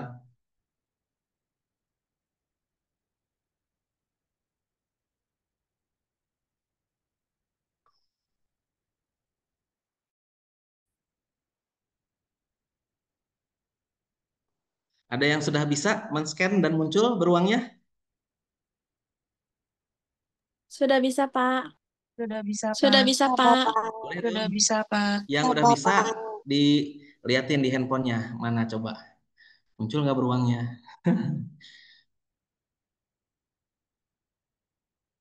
Nah, udah muncul ya. Nah, itu dia. Bagus ya. Nah, teman-teman sekalian, si beruang tersebut, coba teman-teman ketika memilih ya, nanti coba harus langsung. Yang itu tuh nggak ada ini, nggak ada eh, latar putihnya. Jadi ketika teman-teman di depan teman-teman tuh ada lemari ya, ada lemari contohnya. Si kameranya itu diarahkan ke lemari. Maka si beruangnya itu ada di lemari itu. Nah, coba deh dieksplor oleh teman-teman ya.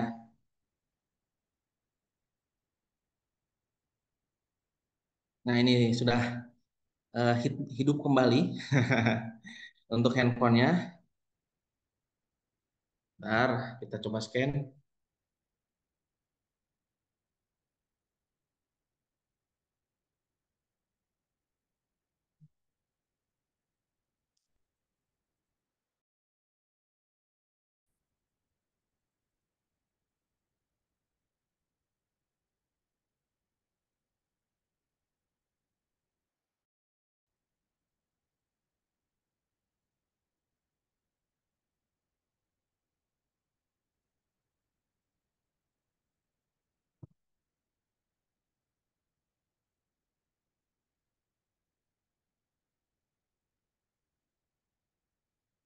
Oh, ini masih belum kuat nih. Sebentar teman-teman ya. Bagi teman-teman yang belum mencoba, silakan dicoba di scan lagi, tapi memilih yang place ya, yang tempat, sehingga nanti tidak ada latar putih di beruang itu. Jadi seolah-olah benar-benar muncul di depan teman-teman gitu. Ya, sebentar.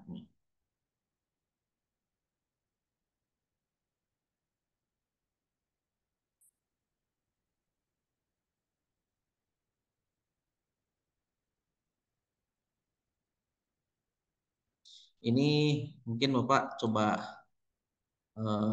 backgroundnya tidak di blur. Nah, ini ya. Nah, teman-teman, nah ini ya. Mudah-mudahan terlihat dengan jelas. Di sini ya, ini ada pilihan. Oh, ini di ini dulu deh. Eh, di screenshot dulu.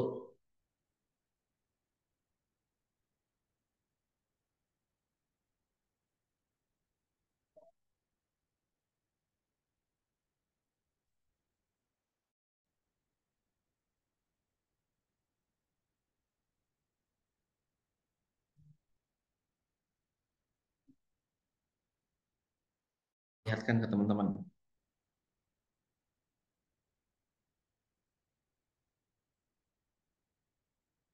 Iya, loading dulu.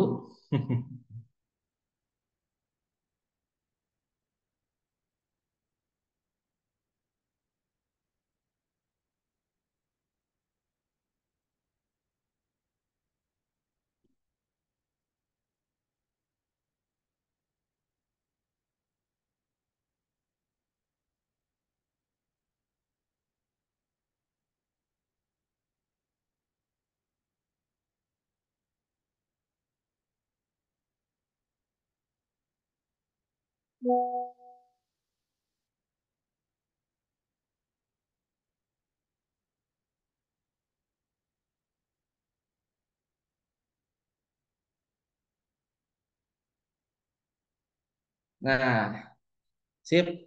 Sekarang eh, di kita coba akan lihat.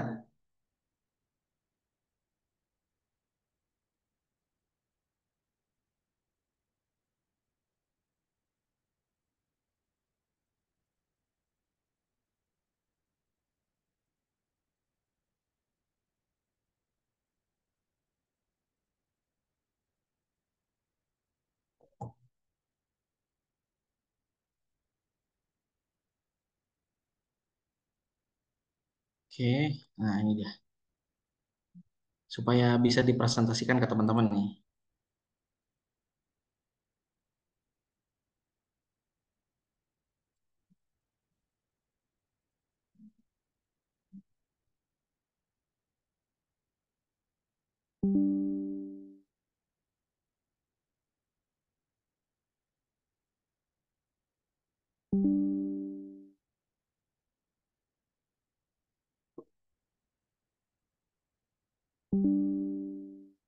Oke, sip.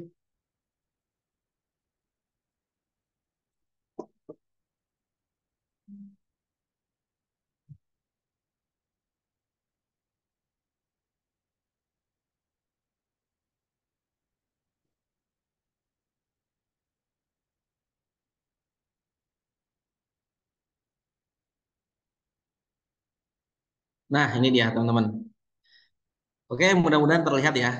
Nah, teman-teman, ketika teman-teman tadi men-scan ya menggunakan Google, itu kan muncul pilihan seperti ini ya. Nah, teman-teman di sini ada pilihan view in 3D, scan marker, dan place it in your room. Teman-teman pilih yang ini ya. Coba dicoret mana ya? Aduh, tapi jadi kecil. Nah, pilih yang ini nih, place it in your room, teman-teman ya. Teman-teman pilih yang place it in your room. Nah, kalau teman-teman memilih yang ini, maka nanti ada pilihan seperti ini, ya. Place AR content. Nah, teman-teman tempatkan di tempat yang teman-teman inginkan. Misalkan di sini. Kemudian teman-teman klik place AR content, ya. Scan aja di sini, gitu ya. Maka nanti beruangnya muncul seperti ini tuh, ya. Jadi beruangnya seolah-olah ada di ruangan kita gitu. Nah, ini kalau ada yang bertanya, Pak, itu kok beruangnya kecil sih? Itu mah kayak kambing. Ini karena saya perkecil, teman-teman. Jadi kalau misalkan mau diperbesar, tinggal diperbesar aja. Nanti beruangnya sebesar kita nanti, gitu. Nah, jadi teman-teman sekalian, pilihnya yang ini ya. Nah, place it in your room. Nah, pilihnya yang ini. Maka teman-teman sekalian nanti tinggal ditempatkan saja. Tinggal ditempatkan saja seperti ini di tempat yang teman-teman inginkan, ya. Kemudian selanjutnya barulah gitu ya. Beruangnya nanti ada di tempat yang teman-teman simpan apa tadi place-nya ya ditentukan begitu ya. Seperti itu. Nah, teman-teman sekalian, silakan untuk dapat mencoba. Nah, ini di kolom chat coba dilampirkan.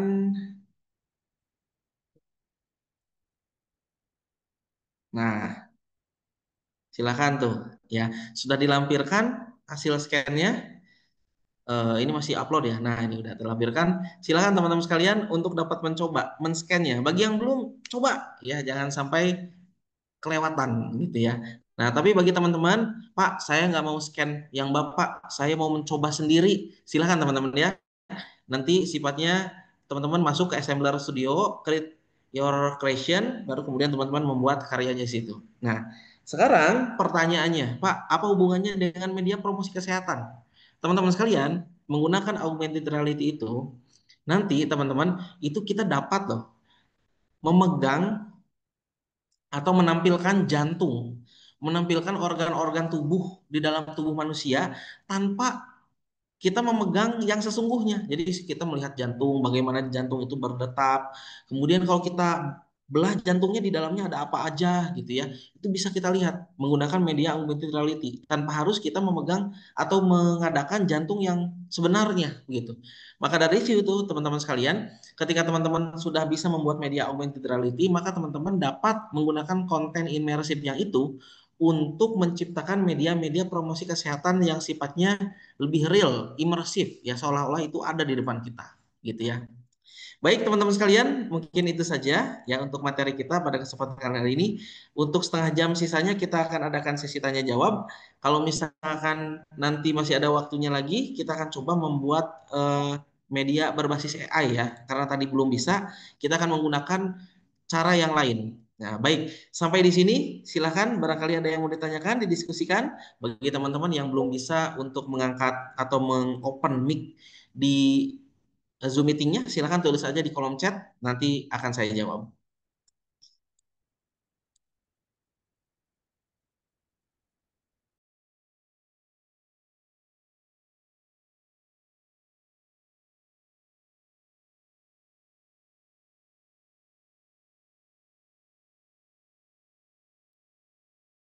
Ya, sambil menunggu yang bertanya, oh ini ada yang sudah bertanya.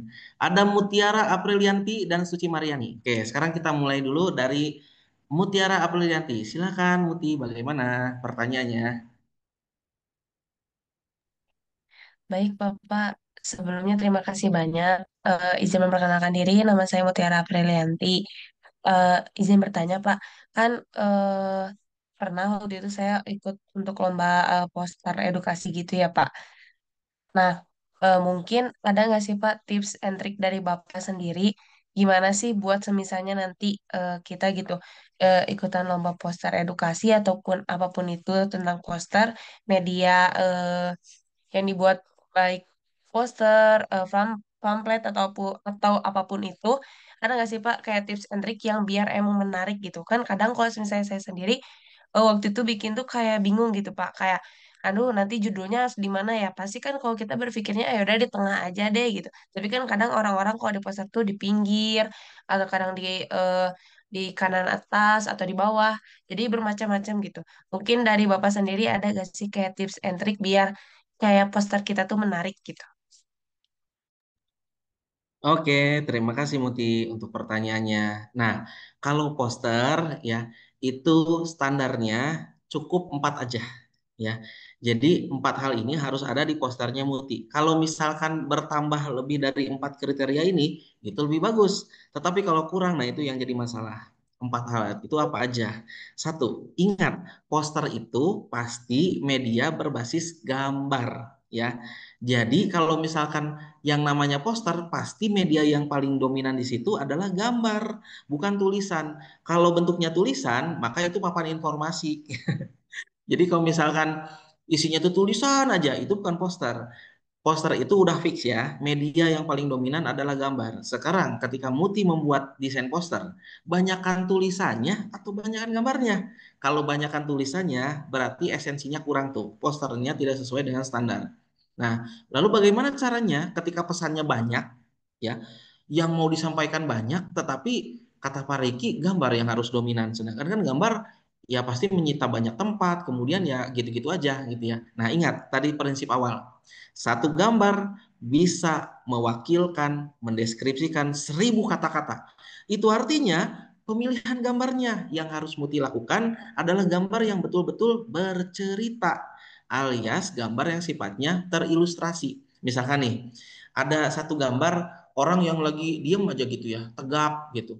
Satu lagi gambarnya tuh ada orang yang lagi batuk kelihatan. Nah, itu gambar yang lagi tegap tadi, gambar itu tidak bercerita apa-apa. Tapi kalau misalkan gambar yang kedua ada orang kelihatan batuk, nah itu berarti gambarnya bercerita tuh. Orang itu lagi batuk atau orang itu lagi punya penyakit batuk gitu. Nah, sisanya tinggal tulisan-tulisan yang ada itu melengkapi informasi yang disampaikan melalui gambar tadi.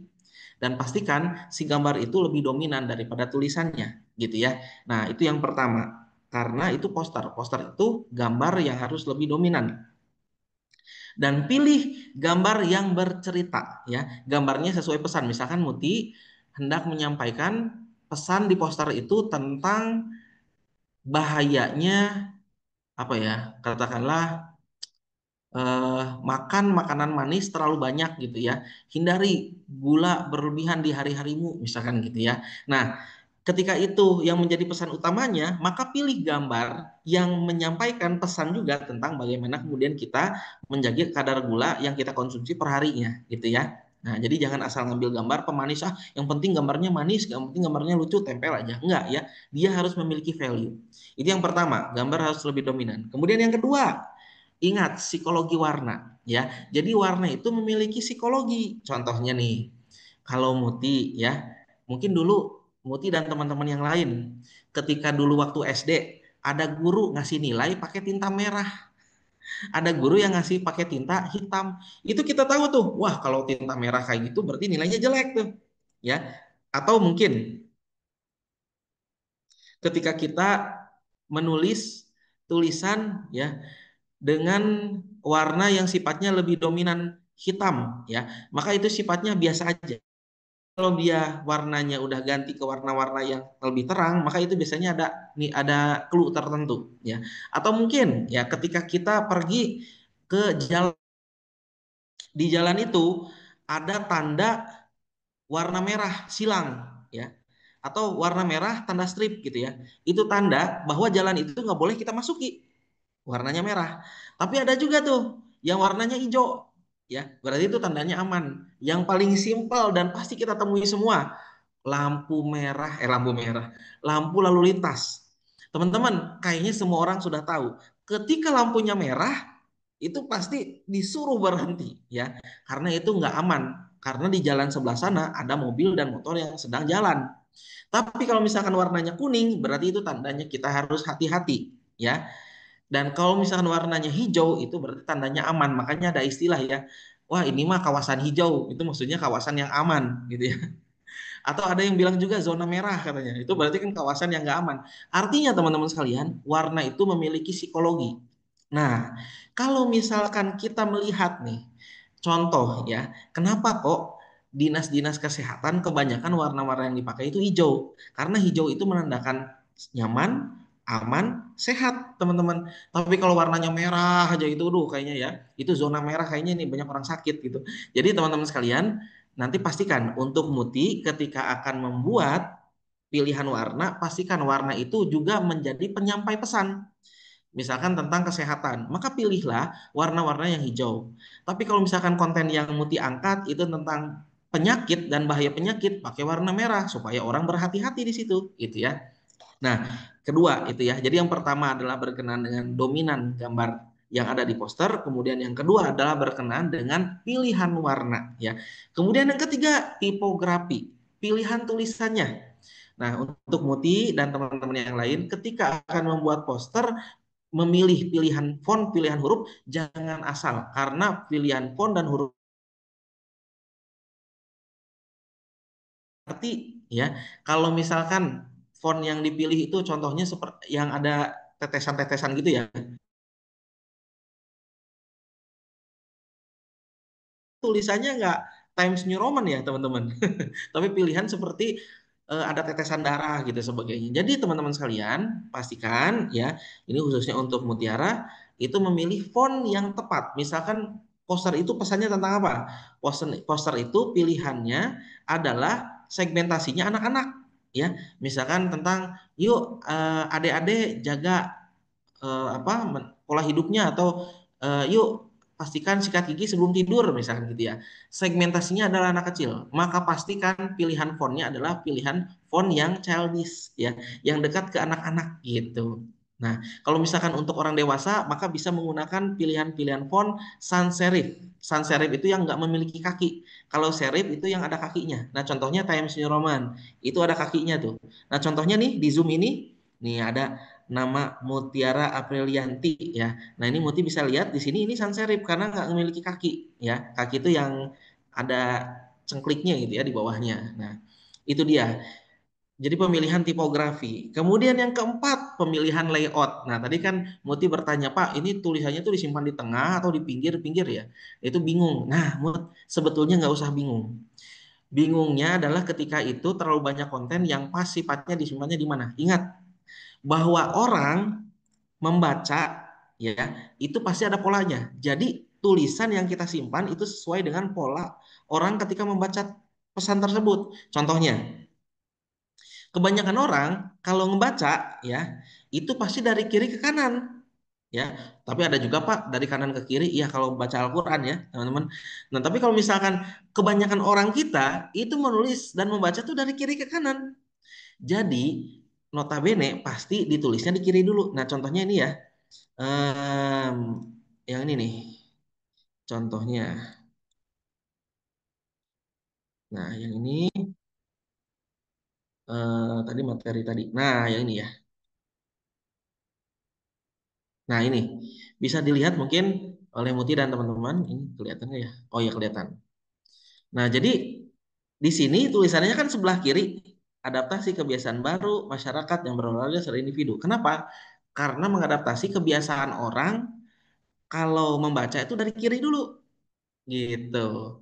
Jadi sifatnya memang membaca atau menyesuaikan dengan kebiasaan orang. Nah, terus pertanyaannya, kalau pesan yang hendak disampaikan Muti itu sangat penting, simpan di tengah. Betul. Karena apa? Karena dia kalau disimpan di tengah ukurannya gede, ya, itu pasti akan jadi pusat perhatian. Sekarang gini aja, simpel. Di antara kerumunan kelas ya, ini kelas nih, ya. Kemudian tiba-tiba di tengah-tengahnya ada orang di saat semuanya pakai baju putih, ya. Muti dan teman-teman seragamnya putih semua. Ada yang pakai baju merah. Di tengah lagi dia, maka akan jadi pusat perhatian. Maka dari itu kan ada istilahnya ketika orang yang mendapatkan perhatian lebih, istilahnya kan mendapatkan pusat perhatian. Nah, yang disebut dengan pusat itu di tengah, gitu. Jadi kalau misalkan mau mendapatkan pusat atensi yang tinggi, maka simpan di tengah. Kalau ingin mengikuti habits manusia dalam membaca, simpan di kiri atas. Tetapi sifatnya memang tidak begitu penting pesannya gitu ya. Tapi jangan sampai satu hal aja ya, yang nggak boleh menyimpan teks atau yang menjadi headline judul di kanan bawah. Jangan ya. Tapi kalau misalkan di bawah tapi di tengah boleh. Di bawah di tengah boleh. Tapi di kanan bawah itu nggak boleh. Menurut banyak penelitian bahwa manusia umumnya secara psikologis itu paling nggak suka membaca dari kanan bawah. Jadi sifatnya kebanyakan yang di kanan bawah itu penempatan sponsor ya, logo-logo sponsor. Ya karena memang sponsor itu disimpan di bagian akhir lah. Karena yang paling penting adalah pesan yang disampaikan. Itu dia ya, Muti. Jadi empat hal ini harus ada. Yang pertama adalah komposisi gambar, yang kedua adalah berkenaan psikologi warna sesuai pesan yang disampaikan, yang ketiga adalah tipografi, pilihan font, pilihan huruf, yang keempat adalah pemilihan dan penentuan layout sesuai dengan culture ataupun habitnya manusia untuk menyampaikan pesan. Semakin penting pesan itu simpannya di tengah ya dan semakin gede juga ukurannya. Tapi kalau misalkan biasa saja dan supaya kebaca oleh manusia disimpannya di kiri atas. Kalau untuk tidak dibaca dan dilihat oleh manusia simpannya di kanan bawah. Itu seperti di hidden aja sebetulnya gitu. Nah, itu dia ya pesannya. Mudah-mudahan menjawab pertanyaannya Muti. Baik, Bapak. Terima kasih banyak, Bapak. Ya, sama-sama. Oke, selanjutnya kita ke Suci Mariani. Ya, silakan Suci. Sebelumnya terima kasih banyak Bapak. Saya Suci Mariani izin bertanya. Em, kan saya pernah dengar teman saya ada yang membuat video, terus dia video edukasi gitu, terus dia upload, terus dia tuh dihubungin langsung sama manajemen pemilik animasi tersebut gitu, dan dia dikenakan sanksi denda karena menggunakan animasi mereka gitu. Nah, pertanyaannya kalau misalkan kita disuruh apa namanya ingin membuat media edukasi tentang kesehatan, terus diharuskan dipublish di media sosial misalnya. Nah, adakah ciri animasi tertentu yang tidak boleh digunakan atau dia mempunyai hak cipta dan berbayar gitu? Mengingat kita belum punya basic di animasi gitu, Pak. Terima kasih. Oke, siap, Suci. Terima kasih pertanyaannya.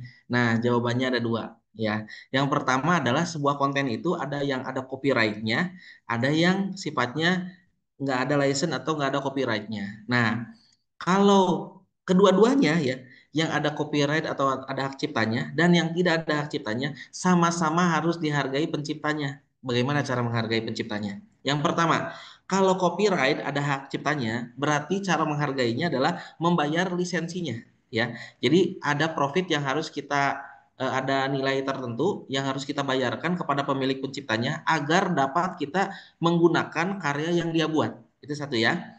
Tapi yang kedua, yang nggak ada hak ciptanya, nggak ada copyrightnya. Cara menghargai orang yang memiliki karyanya adalah dengan mencantumkan sumbernya. Misalkan video by siapa, gambarnya dari siapa gitu ya. Kita mencantumkan juga sumbernya. Nah, yang bermasalah adalah yang tadi disampaikan oleh Suci, itu bagaimana tuh kalau misalkan tiba-tiba ada konten yang kita ambil, kemudian tiba-tiba ada tuntutan secara ekonomi kepada kita yang kemudian menggunakan konten tersebut. Nah, ini permasalahannya adalah berkenaan dengan etik. Jadi, kalau kita menggunakan konten tersebut dan konten tersebut sifatnya berbayar ataupun copyright ada hak ciptanya, maka kita harus bayar dulu tuh, ya. Nah, tapi kalau misalkan nggak bayar dulu, maka nanti akan diminta untuk membayar begitu. Tapi kalau misalkan sifatnya gratis, tidak ada hak ciptanya, ketika kita menggunakan konten tersebut dan tidak mencantumkan sumbernya, biasanya pemiliknya tuh agak protes. Ada misalkan, kenapa kok itu gambar saya kok nggak ditulis sumbernya gitu ya. Jadi seperti tidak diapresiasi yang merasa atau menciptakan karyanya. Nah, sekarang pertanyaan yang sifatnya langsung to the point ke aspek apa namanya manfaat ekonomi.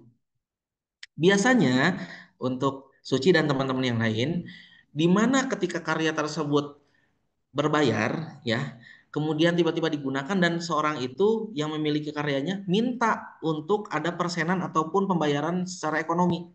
Itu biasanya ketika karya yang kita ambil juga bertujuan untuk manfaat ekonomi.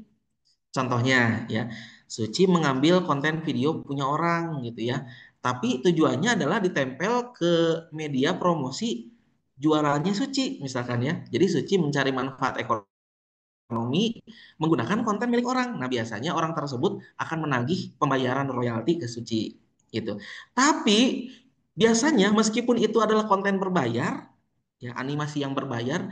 Tetapi kalau misalkan hanya just for fun, ya hanya senang-senang aja gitu ya, kita bikin konten lucu-lucuan di TikTok, misalkan kita bikin konten lucu-lucuan di YouTube, di IG, di Facebook, biasanya orang tersebut juga nggak akan nagih, nggak akan minta, nggak akan menuntut untuk membayar. Kenapa? Loh, orang yang menggunakan karyanya juga tidak mencari manfaat ekonomi gitu ya.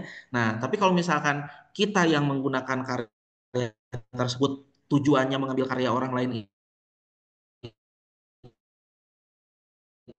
itu untuk akan ditagih gitu ya. Nah, ini pernah kejadian di sebuah hotel berbintang ya, bintang 5 di Bandung. Menggunakan font tulisan ya, jenis font gitu ya. Dari seorang desainer, dia menggunakan font tersebut tidak membeli lisensi fontnya. Wah, itu langsung disomasi sama yang punya fontnya. Disomasi 2 kali 24 jam untuk meminta maaf dan membayar lisensi penggunaan font tersebut gitu. Jadi sifatnya eh, kenapa yang memiliki desain fontnya itu mensomasi dan meminta pembayaran lisensi? Karena hotel tersebut menggunakan font tersebut di hotelnya, di mana hotel itu adalah tempat orang berbisnis gitu ya. Ya kalau misalkan hotelnya orang-orang nginep di hotel itu gratis semua, ya nggak apa-apa. Tapi kan orang-orang nginep di hotel semua itu membayar. Jadi hotel tersebut memiliki manfaat ekonomi menggunakan font tanpa lisensi. Ya jelas gitu ya.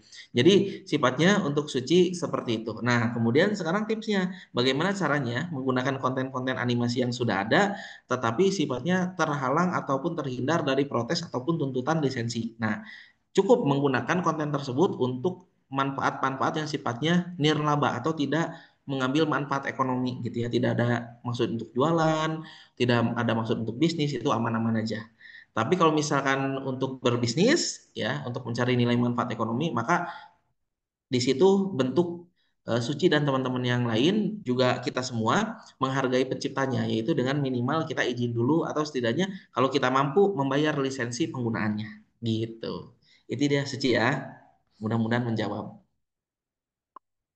Baik, terima kasih, Pak. Siap, sami-sami Suci.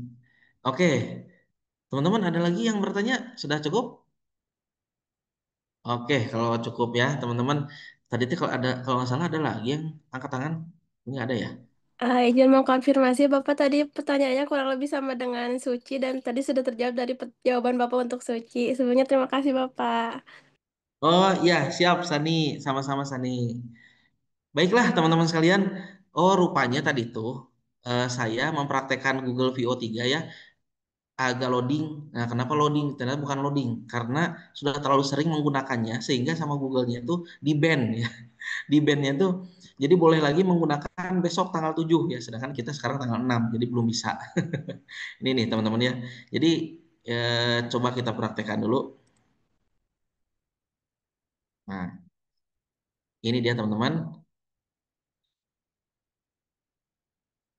Nah, ini website untuk membuat video gratis menggunakan AI. Tapi tadi ya, contohnya Google VO3 pakai Gemini. Nah, ini ya. Jadi ketika klik video, tuh ya, Anda telah mencapai batas pembuatan video sampai dengan 7 Agustus ya jam 1. Jadi teman-teman sekalian, rupanya karena saya terlalu sering menggunakan Google VO3 ya, sampai kemudian di limit ya, nanti membuat lagi tanggal 7 gitu. Nah, kebetulan acara kita tanggal 6. Mudah-mudahan nanti tanggal 7 besok kita akan coba rekam ya untuk video tutorial nanti dikirim lewat BTT ya. Bisa nanti di-share ke teman-teman. Tapi sifatnya teman-teman sekalian ini nampaknya sudah banyak yang menggunakan, barangkali teman-teman juga sudah banyak yang menggunakan, hanya saja nampaknya kurang puas aja gitu. Kalau misalkan ini tidak didemokan di teman-teman gitu. Jadi nanti mungkin izin untuk menyusul saja setelah tanggal 7 ya. Ini soalnya di bandnya sampai tanggal 7 pukul 1 ya. Oke, mungkin teman-teman sekalian mungkin itu. Nah, sekarang ada website baru nih. Ya, ini sebetulnya nggak baru-baru amat, cuman ini AI yang sifatnya cukup banyak digunakan orang yang membuat konten di TikTok. Nah, teman-teman, di sini ada nama websitenya tuh Pictory ya, bukan V tapi P ya, itu Sunda banget ya. Pictory ya, pictory.ai ya. Di sini pictory.ai ya, .ai gitu. Teman-teman enter saja nanti bisa masuk menggunakan akun Google-nya. Klik get started for free, teman-teman ya, di sini. Kemudian pilih menggunakan akun Google.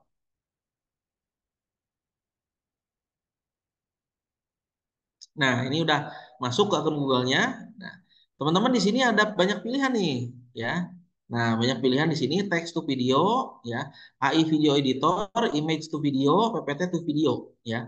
Jadi teman-teman kalau punya slide PPT masukin aja ke sini. Jadi nanti berupa video nanti bentuknya.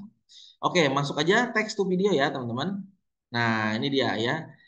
Jadi di sini eh, lagi-lagi dia butuh prompt ya. Kita coba menggunakan ChatGPT, kita menggunakan prompt ya, buat prompt untuk membuat video